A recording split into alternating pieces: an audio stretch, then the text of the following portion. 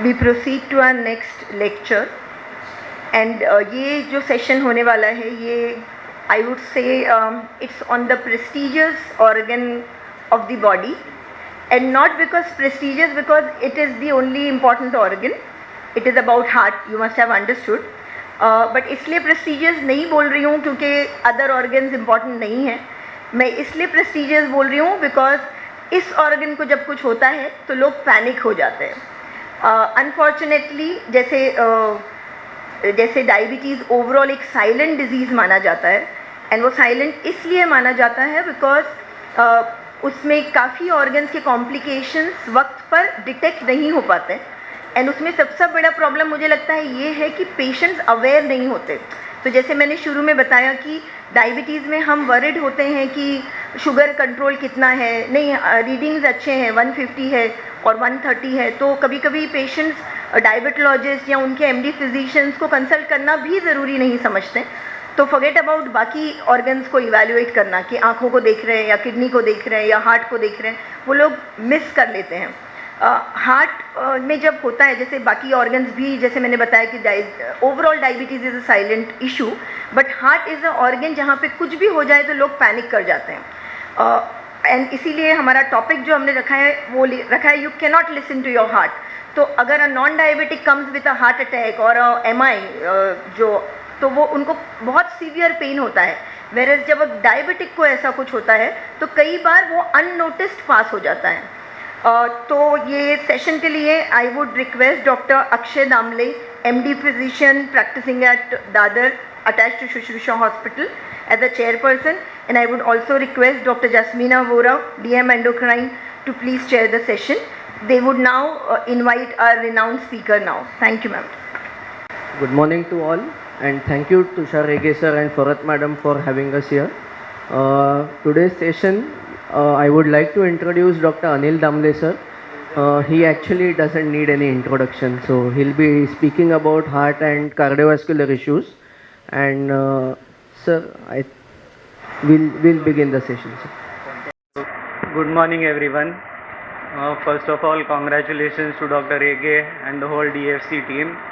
Great initiative. One suggestion, ki for the next conference, if you can get us some MMC points. So my topic is diabetes and cardiovascular disease. Very briefly, diabetes, what does diabetes mean exactly? Dr. Jasmina Vora, please forgive me for telling them. Passing excessive urine is known as diabetes. This is a Greek word. So excessive urine which is sweet is diabetes mellitus, which is the topic for today. Some rough figures for the lay audience. These are not standard values but something which we can remember. A fasting sugar more than 126, post lunch more than 200, or HbA1c more than 6.5. This is something we should be aware of and we should be careful about. So diabetes affects all the systems of the body. One of the important systems is the cardiovascular system, and in cardiovascular system, three main diseases which affect the cardiovascular system. First is atherosclerotic vascular disease. In simple terms, if this progresses, this causes a heart attack. Second is heart failure. Heart failure is not synonymous with a heart attack. Heart failure can have various different causes. And the third important one is atrial fibrillation or irregular heartbeat, which can cause paralysis or stroke. So I will speak of each of these diseases. I will talk about what is the disease exactly. How do you diagnose the disease? What are the symptoms? What are the tests that you do? How does diabetes affect them? And finally, what is the treatment for each of them? I will try to be as brief and as simple as possible. So the first one is atherosclerotic disease, in which you get a heart attack. This is a simple diagram of an artery. This is a cut section and this is a cross section of the artery. This is a normal artery. This artery has a wall and inside it is the lumen through which the blood flows. The wall of the artery has an inner wall, a middle wall and an outer wall. The inner wall is called an intima. This intima is smooth in a normal person. If this intima gets damaged, then from the blood some of the lipids go inside the intima and you get what is known as a plaque formation. This plaque formation, it reduces the lumen of the artery, the blood flow to the heart reduces and you start getting angina or chest pain. This plaque, if it is stable, then it can just cause angina or chest pain. If this plaque ruptures, you can get a clot formation over here, and a clot and a plaque together will cause a heart attack. Is this very clear? So you get a heart attack because there is a plaque formation or cholesterol deposit inside, and on top of that you get a clot formation which can cause a heart attack. Now, what happens in a diabetes? In diabetic, there is a 2 to 4 fold increase in the risk of developing a coronary artery disease. Also, in patients with known coronary artery disease, the death rate in diabetic, it approaches almost 45% over 7 years. And the third thing is that 50% of patients die within 5 years of an heart attack as compared to 25% of non-diabetic patients. So in diabetic, the heart attack and its complications are much more severe than in a normal person. So this atherosclerotic heart disease, what we said is it causes a heart attack. But before it causes a heart attack, we have got chronic disease and how to diagnose that. Acute heart attack is an acute complication, is an acute problem. And about the acute problem we will not be speaking today.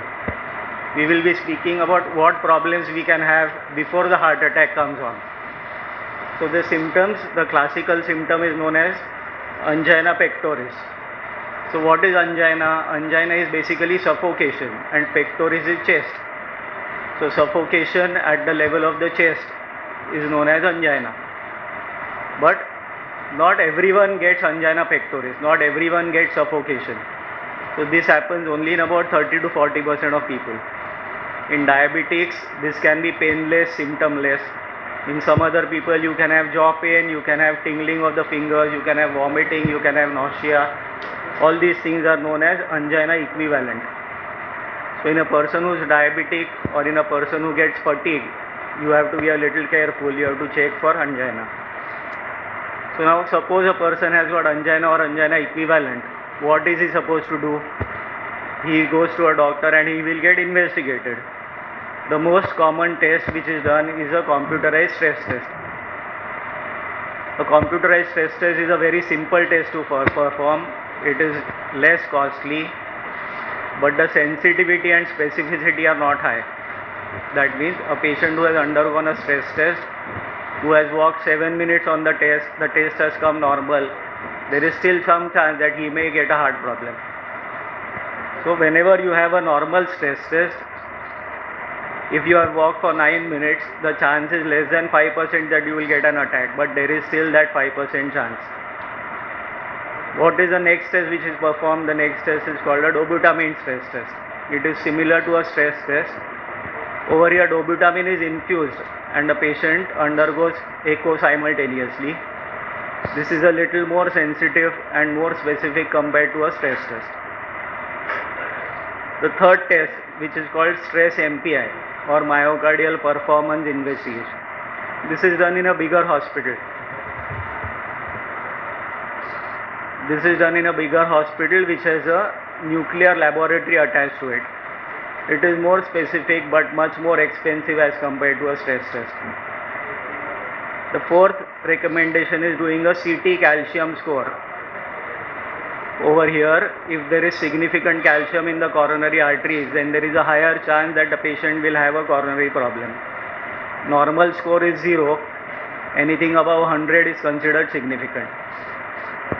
And the last is CT coronary angiography. A lot of you have a question, should we go for angiography or should we go for CT coronary angiography? So CT coronary angiography is less invasive as compared to coronary angiography. The cost is similar to coronary angiography. The negative predictive value, that means if the CT angio tells us there is no blockade, then there will be no blockade. But if it tells you that there is a blockade, then the amount of blockade which it predicts, there may be a variation of about 20%. So CT coronary angiography is a good test to perform, but it is less specific as compared to an angiography. So once we diagnose that there is a problem, how do you treat this problem? The medical treatment, a number of drugs are available.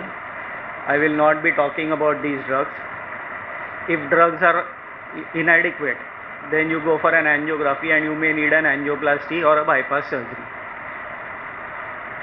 All this thing is about treatment, but before treatment you have preventive measures. So this is a common slide for a diabetic person. This, I think Dr. Sonali or Dr. Jasmina, they will be telling you more about it. These are called ABCD ESS of diabetes care. So it's controlling HbA1c, optimal blood pressure control, cholesterol, drugs. I will skip this slide. This will be talked about by a diabetic person. So how do you prevent this? For prevention, you have lifestyle modification. First is the diet. On an average, an Indian male should consume about 35 to 40 kilocalories per kilogram per day.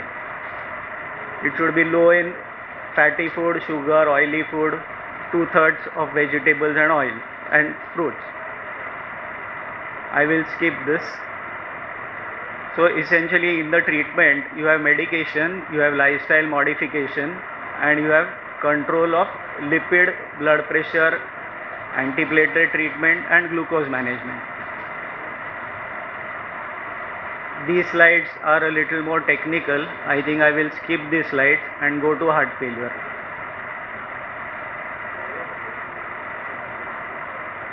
So the first disease we talked about was atherosclerosis, which causes a heart attack.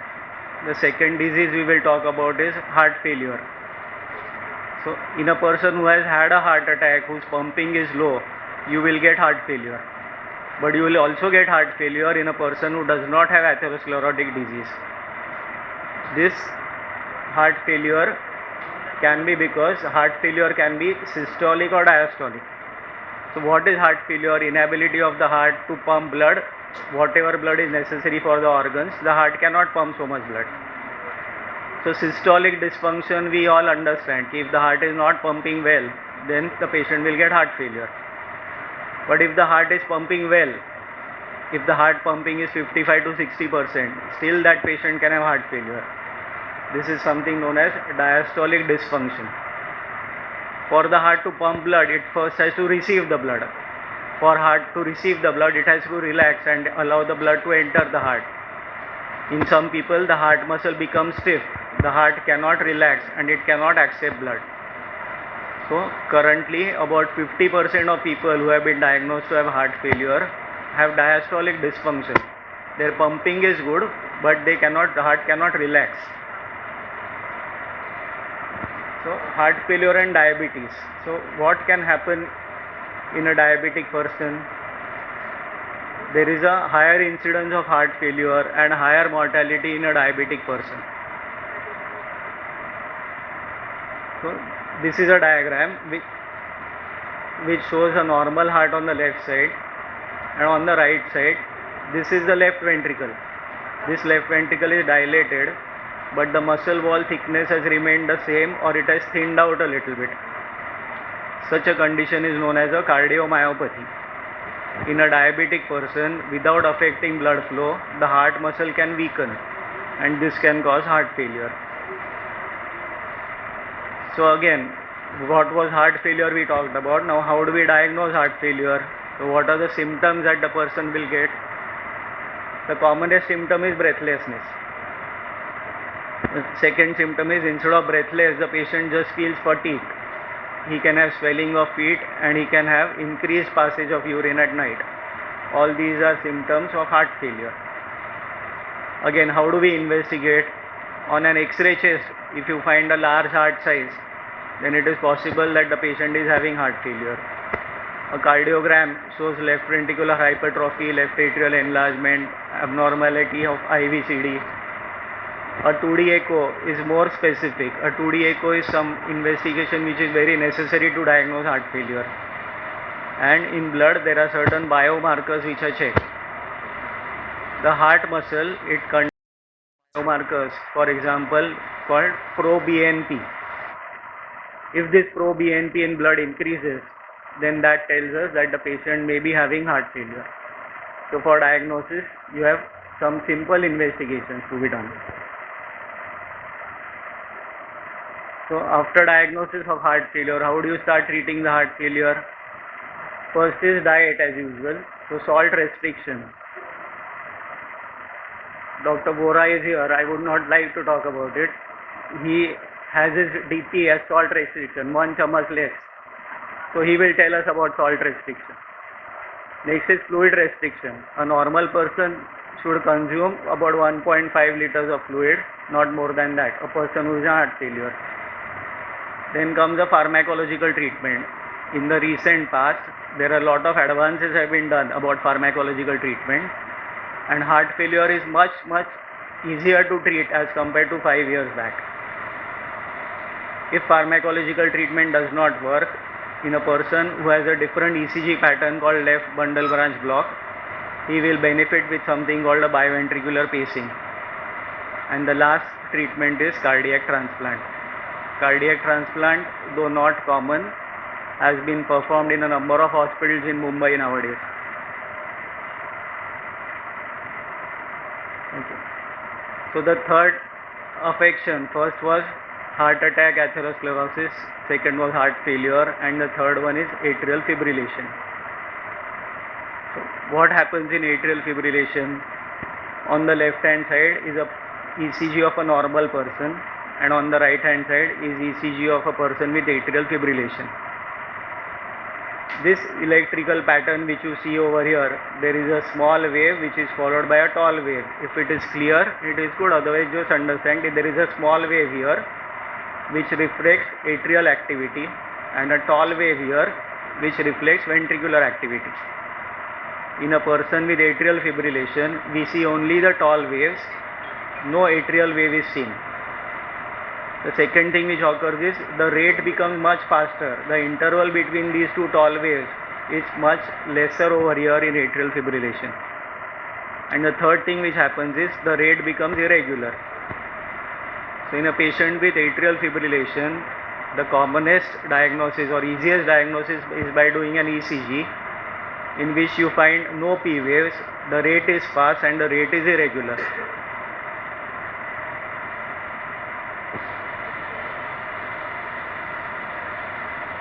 Here ना इथे मला ते काही play करायचं, sorry इथे करू,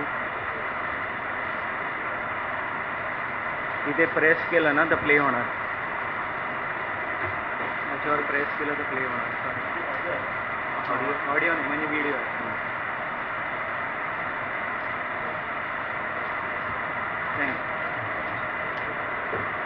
So this is a video of a normal heart. These are the atria, these are the ventricles. The atria pump first, and now this is atrial fibrillation. The atria are pumping very fast, the ventricles are also pumping fast. So this is what happens in atrial fibrillation.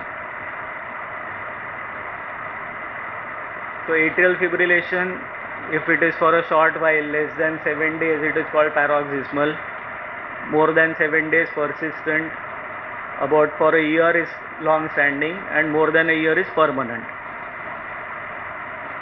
So what happens in atrial fibrillation? The atria do not contract. Because they do not contract, there is a high chance of clot formation within the atrium. This clot formation can escape into the systemic circulation and commonly cause paralysis or stroke. So why is diabetes important? Because in diabetics there is more than 2 times chance of atrial fibrillation. So diabetes affects all the three things: atherosclerosis, heart failure and atrial fibrillation.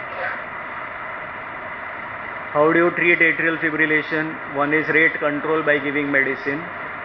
Second is try to convert atrial fibrillation back to sinus rhythm, either by medical treatment or by DC conversion.